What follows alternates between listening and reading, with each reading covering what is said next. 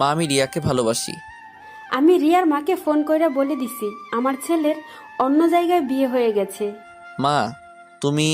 মা কান্না করে দিয়ে বলল, দেখ সোহান, তোর আর রোজার বিয়েটা হয়ে গেছে, এখন তুই রিয়াকে ভুলে যা। তোর দাদার কথা শুনিস নাই? তোদের দুজনের জন্য এই বিয়েটা হচ্ছে। যা হবার তা হয়ে গেছে, এখন থেকে তুই রোজাকে ভালোবাসবি। অসম্ভব বলে চলে আসছিলাম, দরজার সামনে রোজা দাঁড়ানো। আমি পাশ কেটে বাইরে বের হয়ে রিয়াকে ফোন দিলাম। রিসিভ করে কোনো কথা বলতেছে না। রিয়া, রিয়া, কান্নার আওয়াজ শোনা যাচ্ছে। রিয়া, হুম। কথা বলো না কেন? কেন করলা এটা আমার সাথে সোহান? রিয়া, আমার কথাটা শুনো। কেমনে পারলা তুমি এটা করতে? রিয়া শুনো। কোনো কারণ আমি জানতে চাই না, অনেক ভালোবাসি সোহান তোমাকে, অনেক ভালোবাসি। তোমার বুকে অন্য কেউ মাথা রেখে ঘুমাবে আমি ছাড়া, আমি কোনোদিনও ভাবতে পারি নাই। তুমি সকালে আমাকে বললা সব ঠিক আছে। হ্যাঁ, সব ঠিকই আছে, কাল আমাকে একবার দেখতে এসো, কেমন আর সাথে নতুন বউকে নিয়ে আসবা। রিয়া, রাখি তাহলে। ফোনটাও কাটে নাই, ওর কান্নার আওয়াজ শোনা যাচ্ছে। আমি বললাম, লাভ ইউ রিয়া। একটু জোরে কান্না করে কেটে দিল। কিছুক্ষণ পর ইমন ফোন দিছে। হ্যালো। কিরে মামা, বিয়ে করলি টেরও পেলাম না। তুই জানলি কি করে? এলাকায় সবাই জানে মামা। তা তোদের তো কয়েকদিন পর বিয়ে হওয়ার কথা ছিল, তাই না? হুম। মনে হয় রিয়া এই বিয়েটা তাড়াতাড়ি করাইছে, তাই না? রিয়া তোর অনেক ভালোবাসে দোস্ত, কোনো সময় কষ্ট দিবি না। আমি এইবার কাঁদতে শুরু করলাম। কিরে, কি হয়েছে সোহান? দোস্ত, রিয়ার সাথে বিয়ে হয় নাই। মানে? ইমনকে সব খুলে বললাম। দোস্ত তুই চিন্তা করিস না, সব ঠিক হয়ে যাবে। হুম। আমি তোরে পরে ফোন দিচ্ছি। বাসায় আসলাম, খাটে বসা মাত্র রোজার রুমে এসে বলল, কিছু লাগবে? না। রোজার হাতে মার সোনার চুড়ি, যে একসময় মা রিয়াকে দেবে বলে কিনেছিল মা। রোজা আমার পাশে বসলো। আপনি কোনো চিন্তা করবেন না, আমাকে ডিভোর্স দিয়ে রিয়া আপুকে আপনি বিয়ে করলেন। আমি হাসতে হাসতে বললাম, আমার অধিকার পাও নাই? তা কি হইছে? বাড়ির আর সবার কাছ থেকে তো নিজের অধিকার নিয়ে নিচ্ছ। মানে? মানে আর কি, যাও বের হও রুম থেকে। রিয়া চলে গেল। আমি চোখ বুজে শুয়ে শুয়ে ভাবতেছি, কি থেকে কি হয়ে গেল।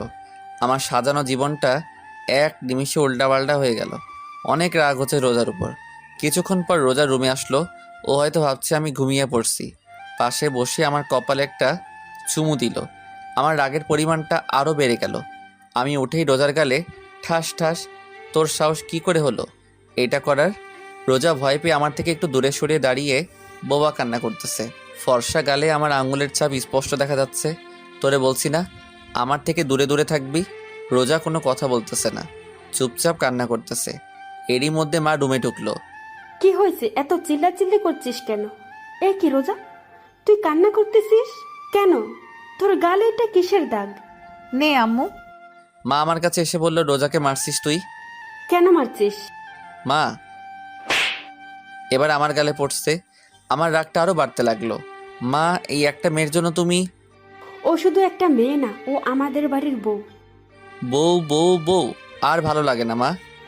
ভালো লাগবে আনে। আসেন ভাত খাইতে। রোজা মা, তুই আমার সাথে আয়। মা, আমি খুলনা যাব। তোর সাথে পরে কথা বলবো। আর রোজার গায়ে ফেরদার হাত দিচ্ছিস তো আমার চাইতে খারাপ আর কেউ হবে না। মা রোজাকে নিয়ে চলে গেল। আর আমি ভাবতেছি কি করা যায়। রিয়াকে ফোন দিলাম কিন্তু ওর ফোনটা বন্ধ। এত টেনশন আমি আর নিতে পারতেছি না, পুরা মাথাটা ঘুরছে। আমি নিচে ঠাস করে পড়ে গেলাম। আর কিছুই মনে নেই। চোখ মেলে দেখি রোজা আমার পাশে বসে আমার হাত ধরে কান্না করতেছে। বাড়ির সবাই খাটের আশেপাশে দাঁড়িয়ে আছে। আপু ভাত নিয়ে আসলো। একে একে সবাই বের হয়ে গেল। এখন রুমে আমি, মা আর রোজা। রোজা আমার সামনে ভাত তরকারি পানি রাখতে লাগলো। হাত ধুতে যাব, তখন দেখি হাত নাড়াতে পারছি না। মনে হয় পড়ে যাবার সময় ব্যথা পাইছি। মা, ভাত খাওয়াই দাও। কেন, হাতে কি হয়েছে? এমনি ব্যথা করতেছে ডান হাতে। ঠিক আছে। মা ভাত মাখাতে লাগলো। এরই মধ্যে চাচি আপু মাকে ডাকতেছে। কি? তোমাদের দাদা ডাকতেছে। খাওয়ানো শেষ হলে আসতাছি, তুই যা। চাচি তুমিও না, তোমার পোলার এখন বউ আছে, আর বউ থাকতে তুমি ওরে খাওয়াইয়া দাও। মা কিছু একটা ভেবে রোজাকে বলল, নে বাটটা খাইয়া দে, তারপর ঔষধ খাইয়া দিস। মা, চুপচাপ খা, না হলে না খাইয়ে থাক। মা চলে গেল। অনিচ্ছা থাকা সত্ত্বেও রোজার হাতে ভাত খেতে হলো। তারপর রিয়াকে ফোন দিলাম, কিন্তু বরাবরের মতো ফোনটা বন্ধ। রাতে আমি আগে থেকে রুমে শুয়েছিলাম। রোজা এসে আমার পাশে শুয়ে পড়ল। আমি একটু নর্মালভাবে জিজ্ঞাসা করলাম, তোমার অতীত সম্পর্কে বললা না? রোজা আমার দিকে ফিরল। ওর চোখের পানি গাল বেয়ে পড়তেছে। খালি কান্না করে মেয়েটা। খুব মায়া হলো ওর প্রতি। নিজের অজান্তে আমার হাত দিয়ে ওর চোখের পানি মুছে দিলাম। ও করুণ চোখে আমার দিকে চেয়ে আছে। আমি একটু হেসে বললাম, তোমার অতীতটা কি আমি জানতে চাই। কি হয় তুমি এতিমখানা থেকে ওদের কাছে গেলে? আমার যখন 2 বছর বয়স তখন আমার বাবা মারা যায়। আমার মামা